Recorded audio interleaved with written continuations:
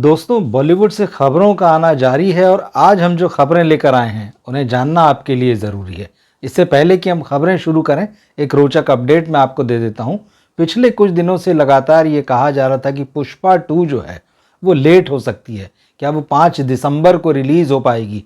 क्योंकि ये बताया जा रहा था कि फिल्म का अभी न केवल थोड़ा हिस्सा शूट होना बाकी है, बल्कि उसकी एडिटिंग वगैरह का भी काम चल रहा है। लेकिन अब साफ साफ ये खबर आ चुकी है कि सेंसर बोर्ड ने इस फिल्म को सर्टिफिकेट दे दिया है, यूए सर्टिफिकेट दिया है। इसका मतलब है कि फिल्म लॉक है। तो अब ये एकदम साफ है कि 5 दिसंबर को पुष्पा 2 थिएटर्स में आने जा रही है। इसमें कोई इफ बट जो है वो बाकी नहीं है।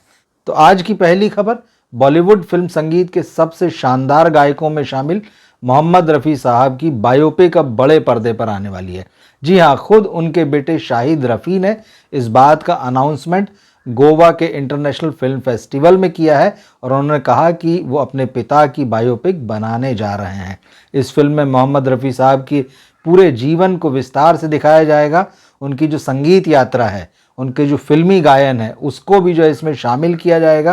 तो देखना होगा कि ये फिल्म कैसे बनेगी, कौन जो हीरो होगा वो मोहम्मद रफ़ी साहब का किरदार निभाएगा और उस दौर की जो महान संगीतकार और गायक शख्सियतें हैं, जो उस दौर के बड़े सितारे हैं, डायरेक्टर हैं, तो वो कौन कौन पर्दे पर होंगे, किस तरह से उस एरा को क्रिएट किया जाएगा, किस तरह से उस एरा का म्यूज़िक क्रिएट किया जाएगा, ये देखना बहुत दिलचस्प होगा।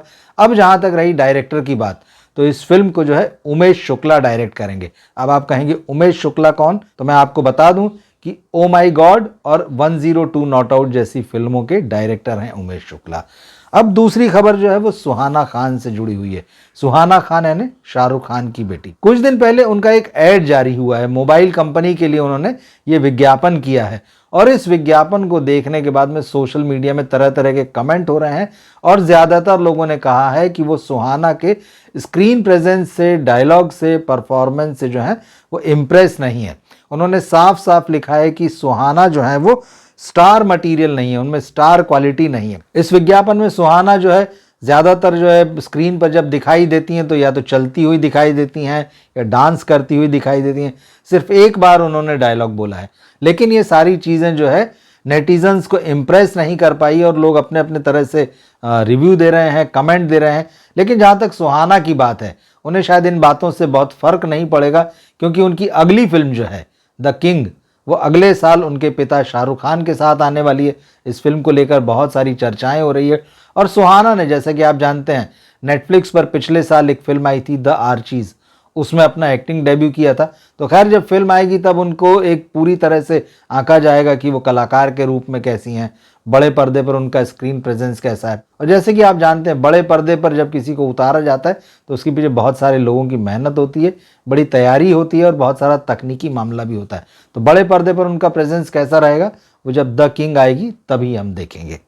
तीसरी खबर मल्लिका शेरावत को लेके है। अपने समय में जबरदस्त कंट्रोवर्शियल एक्ट्रेस रही मल्लिका शेरावत ने ओटीटी पर एक वेब सीरीज में एक्टर ईशान खट्टर की मां के रोल से इनकार कर दिया। उन्होंने खुद एक इंटरव्यू में ये बात बताई है कि ये रोल मुझे ऑफर हुआ था, लेकिन मैंने ईशान की मदर का रोल प्ले करने से इनकार कर दिया और इसकी वजह भी उन्होंने बताई। उन्होंने कहा कि मुझे जब रोल सुनाया गया था, बताया गया था, तो मैंने हाँ कहा था और मुझे बहुत कन्विंसिंग लग रहा था, प्रॉमिसिंग लग रहा था। लेकिन जब वो कागज़ पर उतरा तो फिर मुझे लगा कि नहीं, जो बात मुझे बताई गई थी, ये रोल वैसा नहीं है, उस तरह से निकल कर नहीं आ रहा। उन्होंने कहा कि मैंने खुद को चीट होने जैसा फील किया, इसलिए मैंने इस रोल से इनकार कर दिया। दरअसल ये एक वेब सीरीज है जो नेटफ्लिक्स पर आने वाली है और इसका नाम है द रॉयल्स। और जिस रोल को मल्लिका ने इनकार किया था, खबर है कि वो बाद में साक्षी तंवर के पास गया।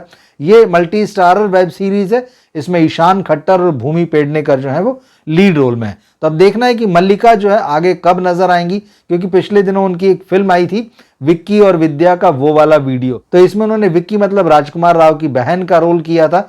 कॉमेडी फिल्म थी, लोगों ने पसंद की, मल्लिका का रोल भी पसंद किया गया। लेकिन अब देखना है कि वो आगे क्या करेंगे। हालांकि मल्लिका ने कहा है कि वो फिल्मों की और अच्छी स्क्रिप्ट की तलाश कर रही हैं और उन्होंने महेश भट्ट साहब से भी मुलाकात की, जिन्होंने मर्डर जैसी फिल्म उनके साथ बनाई थी और जिसने रातों रात जो है मल्लिका शेरावत को स्टार बना दिया था। अगली खबर प्रियंका चोपड़ा से जुड़ी है। प्रियंका चोपड़ा कब वापस लौटेंगी हिंदुस्तान या फिर कब वो हिंदी फिल्मों में, बॉलीवुड में काम करना शुरू करेंगी। कभी वो इंडिया आती भी है तो लोग अटकलें लगाते हैं कि शायद इस बार किसी प्रोड्यूसर डायरेक्टर से मिलेंगी, मुलाकातों की बात भी आती फिर ये होता है कि शायद अब उनको लेकर कोई फिल्म अनाउंस होगी, लेकिन ऐसा नहीं हो रहा है। और अब डायरेक्टर प्रोड्यूसर सुभाष घई ने जब अपनी फिल्म ऐतराज़ 2 का ऐलान किया तो लोगों के सामने फिर वही सवाल खड़ा हुआ कि क्या ऐतराज़ 2 में प्रियंका चोपड़ा नजर आएंगी। तो ये बात जो है सुभाष घई से पूछी गई तो उन्होंने साफ साफ कहा कि प्रियंका चोपड़ा इस फिल्म में नहीं होंगी। उनका कहना है कि ऐतराज़ 2 जो है अब 20 साल बाद बन रही, क्योंकि 2004 में ऐतराज़ आई थी जिसमें अक्षय कुमार थे, करीना कपूर थी, ओम पुरी साहब थे और प्रियंका चोपड़ा थी। तो उनका कहना है कि अब ये कहानी 20 साल आगे बढ़ चुकी होगी, तो ऐसे में प्रियंका चोपड़ा इसमें नहीं होंगी। लेकिन ये बात सही है कि जब सीक्वल बनेगा तो उसमें खबर ये आ रही है कि अक्षय कुमार और करीना कपूर ज़रूर नजर आएंगे। तो अगर आप प्रियंका चोपड़ा के फैन हैं तो उनको हिंदी फिल्मों में, बॉलीवुड फिल्मों में देखना चाहते हैं तो आपको थोड़ा इंतजार करना पड़ेगा। अगली खबर एक और फ्रेंचाइजी फिल्म को लेकर है। फिल्म है डॉन 3। 2023 में डायरेक्टर प्रोड्यूसर फरहान अख्तर ने यह अनाउंस किया था कि वो शाहरुख खान के बजाय रणवीर सिंह के साथ डॉन 3 बनाने जा रहे हैं और इस फिल्म की शूटिंग जो है वो 2025 में शुरू होगी।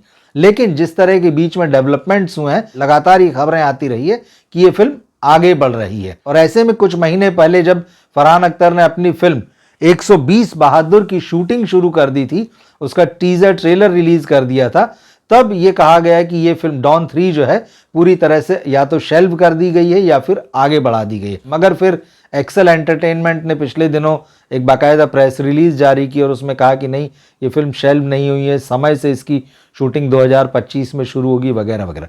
लेकिन उस बात के होने के बावजूद एक बार फिर नए सिरे से ये खबर आ रही है कि डॉन 3 को या तो आगे बढ़ा दिया गया है या फिर शेल्व कर दिया गया है। और इसकी वजह ये बताई गई है कि फरहान अख्तर डॉन 3 बनाने से पहले अपनी एक हिट फिल्म दिल चाहता है का सीक्वल बनाने जा रहे हैं और उस फिल्म की शूटिंग के लिए एक बार फिर से वो गोवा जाने वाले हैं। वहाँ पे वो नई लोकेशंस की तलाश करेंगे, यानी उनकी तैयारी जो है वो दिल चाहता है 2 को लेकर है। अब ऐसे में एक बार फिर से ये सवाल उठ रहा है कि रणवीर को लेकर डॉन 3 कब बनेगी। हालांकि शाहरुख खान के फैंस और भी तमाम लोग ये कह चुके हैं कि अगर फरहान अख्तर डॉन के रोल में आते हैं तो शायद वो जस्टिस नहीं कर पाएंगे इस रोल से, क्योंकि लोगों का ये मानना है कि अमिताभ बच्चन को लेकर जो फिल्म बनी थी और उसके बाद जब शाहरुख खान कई साल बाद उस फिल्म के डॉन के रीमेक में आए, उसकी फ्रेंचाइजी फिल्म में आए, तो जो उन्होंने काम किया है रणवीर शायद जो है वैसा नहीं कर पाएंगे। तो खैर ये सारी बातें तो अटकलें और अनुमान है, सच्चाई तो तब पता चलेगी जब ये फिल्म बनेगी और रणवीर सिंह पर्दे पर डॉन बने नजर आएंगे। तो देखते हैं इसका नेक्स्ट अपडेट क्या आता है। लेकिन आप हमारे साथ जुड़े रहिए बॉलीवुड की लेटेस्ट खबरों के लिए, नए नए अपडेट्स के लिए। इस वीडियो को अपने दोस्तों और फैमिली में शेयर कीजिए। अभी तक आपने अगर ये चैनल हमारा सब्सक्राइब नहीं किया है तो इसे ज़रूर सब्सक्राइब करें।